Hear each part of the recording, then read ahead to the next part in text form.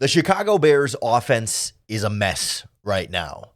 It's easy to see when Justin Fields makes the mistakes, but when you go back through the Bears' loss to the Tampa Bay Buccaneers, you can really see where the blame belongs with Luke Getsy when it comes to play calling and play design.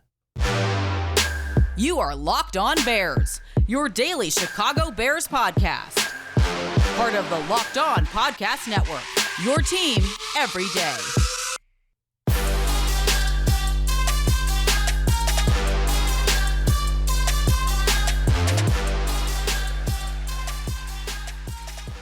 This is Locked On Bears, and I'm your host, Lauren Cox. I'm here to bring you your daily, in-depth Chicago Bears news and analysis. You can follow me on Twitter at CoxSports1. You can follow the podcast on Twitter at Locked On Bears. You can like Locked On Bears on Facebook. Join the Locked On Bears Facebook group for even more Bears talk. And make sure you hit that subscribe button on the Locked On Bears YouTube channel to keep up with all of our video podcasts as well.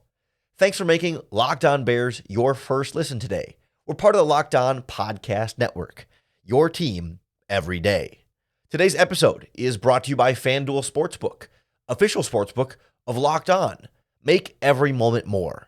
Right now, new customers can bet $5 to get $200 back in bonus bets free, guaranteed. Visit FanDuel.com/LockedOn to get started. On the show today, we get started on Luke Getsy and this Chicago Bears offense, the sloppiness we've seen thus far through the first two games. We'll get into some of the specifics. Some of it is play calling, game flow, game situation, when you're deciding to call what plays. Some of it is the design of some plays themselves, putting bad players in bad positions and not making things very easy for Justin Fields. We'll use that to kind of shape the conversation around Justin Fields, where I think there are two separate discussions to be had here. There's the is Justin Fields the guy for the long-term conversation, and the can you win with Justin Fields right now conversation, and where those things start to diverge. But we also have to check in on the rest of the offense, the supporting cast, the state of the offensive line, the good and bad we're seeing from the wide receivers, and also making some love for the running backs in there as well. But I want to start with the offensive coordinating generally, because certainly it's not as though everything is wrong and nothing is good that comes from Luke Getsy here. There are times when you see the Bears run some nice, innovative plays where receivers are getting open downfield, and the route concept set things up so that there is an easier read or an easy open receiver for Justin Fields to try and find. And there were times in both the Tampa and Green Bay games where that receiver was open and Fields wasn't able to find them. Either looks at him and passes it off or doesn't get over to them quickly enough before the pressure gets there. But regardless, there are some plays that work.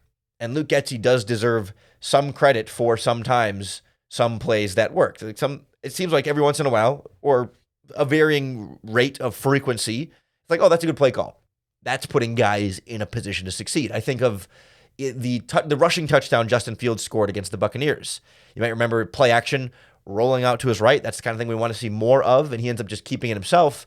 But also on that play, he has DJ Moore working across from the backside of the formation. So Fields really could have thrown that for a touchdown to Moore, who was pretty open, or keep it for himself, kind of a run-pass option of sorts on a rollout there. And it was good play design, and it had multiple options, and Fields was able to take advantage. Like, there are moments of that. But like big picture, we're not seeing enough of that from the offensive coordinator.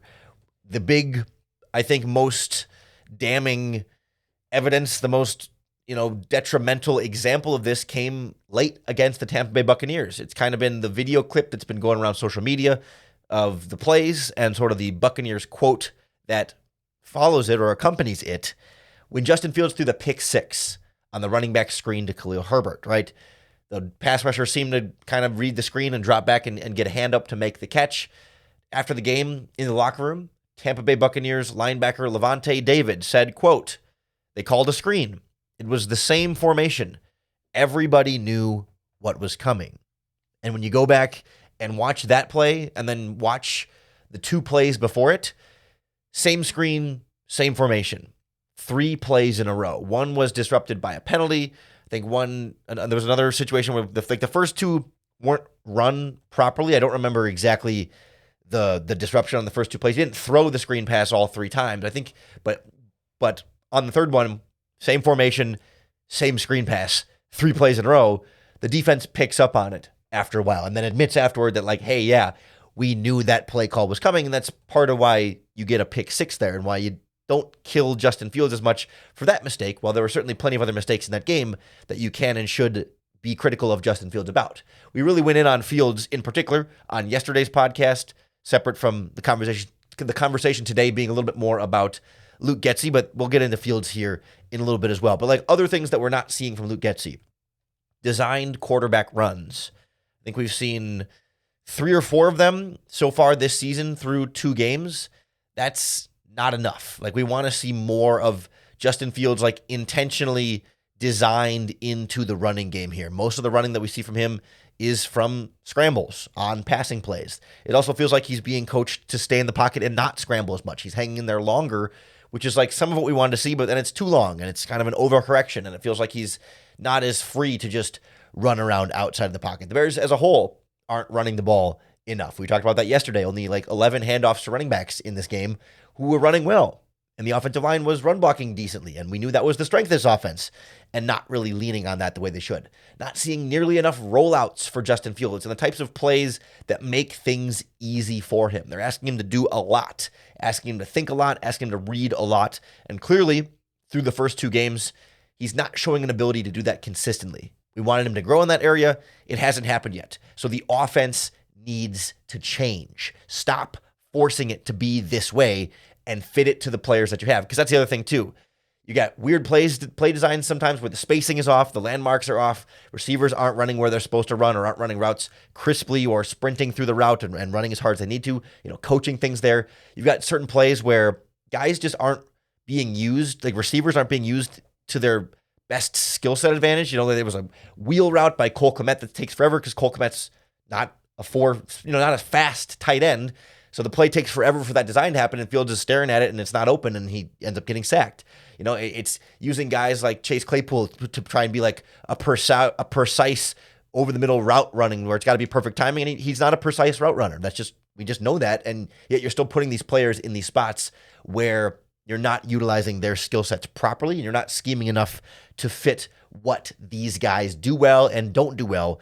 And, you can just put a different receiver in that spot and have a much better play. Darnell Mooney can make that play. DJ Moore can make that play. Or, there's a variety of different ways you can do this. You use Claypool vertically. Use these guys for what they do well and quit trying to force them to do other things and grow into these other opportunities when nothing is going right. That's the real problem for this Bears team and this Bears offense being coordinated by Luke Getsy. We're going to go through the all-22 film in a video breakdown of the play calling from Luke Getsy for the Locked On Bears Insiders group on Subtext. If you want exclusive access to that video, that's only available for our Locked On Bears Insiders and subscribers, make sure you go check it out at joinsubtext.com/LockedOnBears. We got all 22 breakdowns. We got the full game of all 22 film. If you want to watch every play yourself and break it down for yourself, we got advanced data and charting on Fields and the offense and the defense and so much more. Direct line to text me and do Q&As and text throughout the game and ask questions for the podcast and so much more, all for $4.99 a month. It's joinsubtext.com/LockedOnBears for that extra in-depth analysis, always including a link in that to the description here of the podcast or on YouTube, wherever you're watching Locked On Bears. I do think, though, this conversation about Getsy shapes then the discussion about Justin Fields and his short and long-term future on this team that I think kind of have slightly different answers and slightly different trajectories that we'll get into next on Locked On Bears. This episode of Locked On Bears is brought to you by our friends at Jase Medical, makers of the Jase case. Now, the Jase case provides 5 life-saving antibiotics for emergency use. It's great to have them on hand just in case of an emergency. I mean, certainly we've seen supply chain issues when you do need antibiotics, but even if you start to, come down with something and then you don't have to go into the doctor's office and go through the whole process and then go fill the prescription while you're already feeling like crap or you need to get these medications as soon as possible. Jase case gives you the peace of mind. It all comes in a nice, handy little case with the pills and the instructions on when to take them, how to take them. You meet with a board-certified doctor to make sure they're not just giving these out to anybody, and you can get ongoing care from the Jase Case physicians on any treatment-related questions and recommendations. Don't be caught unprepared. You got to check out the Jase Case for yourself. Save more than $360 by getting these life-saving antibiotics with Jase Medical. Plus, you'll get an additional $20 off by using our promo code LOCKEDON at checkout on jasemedical.com. That's JASE medical.com, promo code LOCKEDON. The Locked On Bears podcast is brought to you by our friends at FanDuel Sportsbook, America's #1 sportsbook. It's a great time to get in on FanDuel if you haven't ever yet before, because right now, new customers are going to get $200 in bonus bets guaranteed when you place any $5 bet. Literally, you bet $5 on anything. The Bears spread this week against the Kansas City Chiefs is Chiefs by 1 million, and it's not the actual spread, but you get what I mean. The over-under, the point total, the prop bets for player of the year, coach of the year, first coach to be fired, et cetera, et cetera. One $5 bet, and FanDuel will give you $200 extra in bonus bets, win or lose. So if you've been thinking about getting onto FanDuel, there's no better time to get in the action. Visit FanDuel.com/LockedOn to kick off the NFL season right. FanDuel, official partner of the NFL. We know Justin Fields has been struggling to start this season. We have been plenty critical of the mistakes that he's made separately from things not going well around him. And that's what kind of compounds this issue is, yes, Fields is struggling. Fields is not developing. Fields is making too many mistakes. Fields is not playing comfortably and confidently in this offense right now. The offense is also not making it super easy on Fields. Certainly maybe easier than, or certainly like a bit more talent than last year, but it's not like, okay, everything is perfectly in place and they just need Fields to do his job and he can't do it. No. We've seen it with our own eyes. The offensive line, right? The receivers at times, and certainly the play design and all sorts of things, in addition to Fields making his mistakes. And so we start to have the conversation yesterday about, okay, when do you start to say he's not going to figure it out? When do you start to say this is who he is as a quarterback and that he needs to be better? And if he's not if he's not more developed by this point in year 3, is he ever going to figure it out? But I think the conversation can be a few different things at the same time. There's the discussion of yes, is Justin Fields the future of the franchise for the Chicago Bears? Is he the long-term answer at QB? Is he the guy that you're going to give a contract extension to someday and ride it out with him, for the next 5+ years?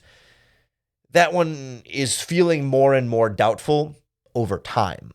But that doesn't mean you can't still win football games with Justin Fields right now. It doesn't mean Justin Fields is a terrible quarterback who will never amount to anything and is destined to be out of the league by the end of the season, right? I think there are two separate discussions there about expectations and threshold for success and what you need to do to be successful, because I think you can win with what you're getting from Justin Fields right now, just not in the ways the offense is operating and asking him to do so. And it brings me back to last season when, despite the Bears starting out, 2-1 last season, it wasn't as though the offense was lighting the world on fire over the first 5-6 weeks of the season, right? Obviously, the game against San Francisco was kind of a messy, rainy game. Then they lose to Green Bay. They beat up on the Texans a little bit with a really bad Texans defense for one of the worst teams in football. Then the offense can't do much of anything against the Giants and can't really keep up with the Vikings there till the end. And then the Commanders game was absolutely miserable. And then, okay, after, what was it? That's 5 weeks of the Bears offense, yes, doing enough to win a couple of games, but really not clicking and not looking super comfortable altogether. The Bears changed the offense almost entirely. I mean, not almost entirely, but you know what I mean, right? We saw a fundamental change in what this Bears offense looked like, leaning not only on the running game as a whole, but particularly the quarterback running game, simplifying things for Fields quite a bit, rolling him out a bit more, making the reads less complex, and just doing whatever it took to try and make it work with what they had, because we know they didn't have much, right? You're not gonna you're not going to count on Dante Pettis and N'Keal Harry and Equanimous St. Brown to be playmakers that carry your offense, right? You had to sort of scheme them all to success. And to Luke Getsy's credit, we saw offensively this team find success. They weren't winning a lot of football games with it, but they go on that stretch: 33 points against the Patriots, 29 against the Cowboys, 32 against the Dolphins, 30 against the Lions, 24 against the Falcons. It was a 5-game stretch where they scored a minimum of 24 points a game, and a 4-game stretch where they were really right around 30 points a game. They were a high-scoring offense for a stretch there when Fields was healthy, when offensive linemen were healthy, when receivers were healthy, like when they had things really clicking there, even with a really bad supporting cast. The offense was working, not entirely due to scheme, but because Fields was doing a lot of crazy things and doing incredible playmaking, but some of that was sort of propped up by the scheme, right? Like he was able to make those plays because they put the ball in his hand. Like Luke Getsy doesn't get credit for Justin Fields taking a run for 60 yards, but Luke Getsy gets credit for calling the quarterback runs that get Justin Fields to the point of being able to break it off for 60 yards there, right? Like there is a certain aspect of that like offense being in sync and putting your playmakers in the best position to make plays. And Justin Fields is not being put in the best position to make plays. Those were some of the things we were just talking about in the last segment about QB rollouts, QB runs, right receivers in right places in routes, in play design, and splits and spacing on the field. Like the sort of like little things have been sloppy to make things more difficult for Fields, who has then also been making mistakes on top of it. It's blame to go around between the two of them, but we have seen Fields be successful with a lesser supporting cast around him. And we can debate how much better the supporting cast is, but there's no doubt that it is better and that the offense has been better with worse. And so to me, you start to point to the offensive coordinator, and I think back to last season. Again, they started last season trying to do offense a certain way. It wasn't working. They changed it. It feels like we're back to trying to do offense that certain way. We're back to Getsy trying to make these, square pegs into round holes. And it's like, did we not learn our lesson from last season? And when are we going to learn it again this season, right? When can we start to, okay, this isn't working, switch the offense again? Is it going to take another, it was a mini bye week after a Thursday night game against the Washington Commanders that set that up last year where they had some time to adjust and change the offense. If that's the case, we're looking at week 5 again against the Washington Commanders as a time when the Bears might be able to make some of those adjustments. But why do we have to sit here for 3 more games and watch them try and do whatever this version of the offense is that's not working when we've seen them figure it out before and now we're doing the same thing again, and it feels a little bit deja vu, and like, let's figure it out quicker this time. Let's get things going, because you can still win with Justin Fields. Maybe the style of offense that you have to play with to win with Justin Fields makes you feel like he's not the guy for your long-term future, your franchise. Separate conversation. But right now, you can do more with this offense to start winning more games with Justin Fields, despite the mistakes that Justin Fields is making. And that, to me, is the big takeaway right now, as we try and put the pieces together after an 0-2 start that will likely be an 0-3 start after the Kansas City Chiefs. Some of that comes on the rest of the supporting cast. And I feel like all the talk about Fields and Getsy starts to overshadow or absolve blame from O-line and tight end struggles, plus occasional receiver struggles in the names of like Chase Claypool, et cetera. And of course, Darnell Mooney was hurt, but also the running backs are part of this conversation too. So let's take some stock of where the upgrades at the supporting cast are sitting right now and how much better we feel like they are compared to last year in terms of what we're actually seeing on the field and not just on paper. Next on Locked On Bears. The Locked On Bears podcast is brought to you by our friends at PrizePicks, the better way to do daily fantasy sports. It's easy, it's exciting, and it puts you in complete control because it's just you against the numbers. Instead of going up against thousands of other people's lineups online to make sure like who's going to be the 1 in 10,000 that had happened to have the best lineup there, PrizePicks is just you versus the projections available. You pick whether the players will go more or less than their PrizePicks projection. You pick 2 to 6 players, and you can get up to 25 times your money back from your picks. It's so much fun. It gives you some stakes, gives you a reason to tune into other games and to care about other games, even if the Bears may be involved in a certain type of blowout this upcoming week. PrizePicks can, A, be a lot more fun on your Sundays, but also B, make you some real serious money. You got to check it out. Go to prizepicks.com/LockedOnNFL Use our promo code LOCKEDONNFL for a first deposit match up to $100. That's an extra $100 to match your first deposit with the promo code LOCKEDONNFL at prizepicks.com/LockedOnNFL. PrizePicks, daily fantasy sports made easy. The Chicago Bears haven't exactly made it easy for Justin Fields, but we kind of thought this offseason that the additions at wide receiver and at tight end and at running back and at the offensive line would make the job easier for Justin Fields. And I don't think we can just talk all about Getsy and Fields without talking about the other 10 guys on the field on offense. I had to pause and think about it for a half second there. The numbers on that. Certainly DJ Moore has been, I think, deserves zero blame at this point. I mean, as close to zero blame as you can get for anybody in this offense. Went over 100 yards against the Buccaneers. Wasn't involved enough against the Packers, but that wasn't his fault. You watch the All-22. DJ Moore is open a lot. You can see a handful of plays where DJ Moore is running and looking back at Fields and clapping his hands like, hey, I'm open.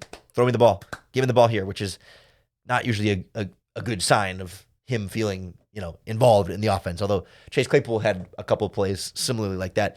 So DJ Moore has been everything I think that DJ Moore doesn't deserve any of the blame. How about that? I do think, is DJ Moore, at the level of Stephon Diggs going to the Bills for Josh Allen and A.J. Brown going to the Eagles for Jalen Hurts? Is he a step below those kind of dynamic elite playmakers? Like, he's very, very, very good. And again, there's no blame here, but maybe we overhyped him a little bit. But again, maybe that's missing the forest for the trees a little bit here, because the blame goes a lot elsewhere. Darnell Mooney getting hurt against the Buccaneers really limited the Bears, because then you were playing Trent Taylor, the kick returner who got here 2 weeks ago, or the rookie Tyler Scott a little bit. Like, I do think we didn't properly account for the lack of depth from the Bears. That, yeah, with Mooney temporarily injured in that game, they were starting to scrape the bottom of the barrel again at wide receiver. Chase Claypool gets open sometimes, but I think is what he is at this point. It's kind of, you can't rely on him to be like a precise timing guy or a crisp route runner, but he had a nice double move, got it open down the sideline, wasn't really targeted on that. Of course, nice catch in the end zone on the touchdown. Like, there's value to Chase Claypool, but he's not like a top 50 wide receiver, not a top 64 wide receiver in the NFL at this point. Is he a top 100 wide receiver in the NFL at this point? We can start to have that conversation, but he's not a big-time difference maker. He's a guy with some potential and some upside and some flashes, but just doesn't do it consistently enough. So, like, at receiver, you've got one really good DJ Moore. You got a pretty good Darnell Mooney when he's healthy, but, you start to miss him in the game, and receivers become a question here. Guys are getting open on tape. It's not like guys are wide open all the time, but they're generally open enough, so I don't blame the receivers too much there. Offensive line, still very much a work in progress. Going back through the All-22, I probably gave them a little bit too much credit on yesterday's podcast. They weren't abysmal. They weren't the worst offensive line in football by any means, but they deserve some blame here. Like, Fields was holding on to the ball too long, but there were also some rough plays. Cody Whitehair, put him on the side of the milk carton. I don't know what happened to Cody Whitehair. He was a lot better last season. Maybe the moving between left guard and center too much and back and forth and all this was harmful for him, as it has been every time they've ever done this in his career. And yet every new offensive line coach doesn't learn that, hey, just leave Cody Whitehair at a spot. And he tends to be good when you leave him there. But when you try and move him around back and forth, he struggles. That's the only kind of connection I can find at this point, because he's been, like, surprisingly bad. Like, at this rate, this will be his last season with the Chicago Bears if he does not improve, because he is not playing up to the level of his contract, and he's old anyway. Braxton Jones, Darnell Wright, young players up and down, kind of as expected. Ja'Tyre Carter comes in for Nate Davis, kind of as expected, struggles a little bit. Of course, he's a former, 6th, 7th round pick. Not a guy that you had, like, super high expectations for. You were hopeful he could be better than he was, but he was all right. He was below average, kind of what we expected. Lucas Patrick, below average, kind of what we expected there. So you got to give the offensive line, like, from a Ryan Poles perspective in terms of the team building aspect of things, like, I can give him a slight break on the O-line in the sense that in this game, he did not have the free agent right guard that he spent big money to sign. He did not have his plan A at center or left guard, which he can't fully account for. Maybe you can be critical of the depth not being good enough, perhaps. Like relying on Lucas Patrick when he's not good enough, relying on Ja'Tyre Carter when he's not good enough, trading for Dan Feeney, who comes in and snaps the ball wide on the first snap. Like, yeah, those are the bigger problem there. But like, it's not Poles' fault that Tevin Jenkins got hurt or that Nate Davis had, was it a death in the family or some kind of personal related thing? Like, okay, offensive line's a problem. Not purely a Ryan Poles issue, but definitely something that could be better and the GM could do more on. Continue to be disappointed by Cole Kmet and Robert Tonyan. Mercedes Lewis has been good. He was the one who led the team on that sideline huddle that they showed on the broadcast. That was Mercedes Lewis. He's a great leader for them. If I was Mercedes Lewis, I would request my release from this team and try and go somewhere else where I could win this season. I think someone would sign him if you request his release, but I'm not Mercedes Lewis. We'll see if he does finish the season on this roster or not, depending on how bad it gets. But like Cole Kmet, still not a good route runner, very up and down as a blocker, not making a ton of plays after the catch. For a guy who just got a big contract, disappointed. Robert Tonyan has added absolutely nothing of value at this point. Very disappointed in Robert Tonyan. The main part of the supporting cast that's been at expectations or exceeding expectations is the running back room. Roschon Johnson. I mean, we hyped up Roschon Johnson, but as a 4th-round pick, he's exceeding expectations. Like, we knew he could do this, but like baseline expectations for a 4th-round running back, absolutely exceeding expectations. Herbert has been same guy to me, which is a good thing. He's solid, reliable. Foreman as a healthy scratch was a interesting one. Not a head scratcher per se, but one that we don't have a clear answer as to why. But the running backs are doing fine. Tight ends not helping. Offensive line struggling, but a lot of that's like injury and availability issues plus youth at the tackle spots that we kind of expected to be some inconsistency with those young guys. But the idea is that you put up with that and you wait, you kind of live with it so that long term those guys will get better. They need the experience. They need to make the mistakes to learn and grow. And then receivers, it's DJ Moore. And then when Darnell Mooney's healthy, you're good, but it's not a lot of depth at wide receiver. So like, it's not a great supporting cast. Like, I think we came into the season feeling like offensive line set, tight end is going to be great, wide receiver is deep and strong, running back room is solid. This offense is great and perfect around Justin Fields. And 2 weeks in, the warts have been revealed, and you're like, yeah, there's DJ Moore. Yeah, there's some decent running backs. Everything else is still not ideal, far from ideal. And again, Justin Fields should be better with what they do have. It is a better supporting cast, but it's not a solved, perfect, ideal supporting cast either. And that also plays into this equation, in addition to play calling, play design, offensive coordinating, and the mistakes Justin Fields makes on his own, separate from the play call, separate from what his teammates are doing on the field. That's why this is such a difficult mess to try and clean up, why it feels so messy and catastrophic offensively. It's not just, oh man, the offensive line is the only problem. Or, oh man, the quarterback is the only problem. Or, oh man, drop passes or the receivers are the only problem. So a lot of problems here and a lot that needs to be fixed. That falls on the coaching staff. These are the guys that you got. You're not going to overhaul this offense midseason. In terms of personnel, right? You're not going to bring in a bunch of brand new players midseason. These are the guys you got.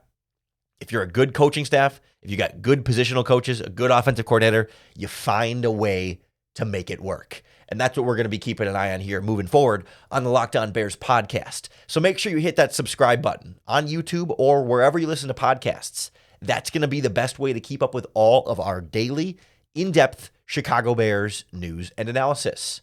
Thanks for making Locked On Bears your first listen today. We're part of the Locked On Podcast Network, your team every day. And we really appreciate everyone who is an everydayer that tunes in 5 days a week, making us your first listen. We love our Locked On Bears insiders as well that are getting in-depth exclusive access to breakdowns. Join subtext.com/LockedOnBears if you'd like to be a part of that group as well. But either way, you got to make sure you come back for tomorrow's podcast to get your next opportunity to bear down.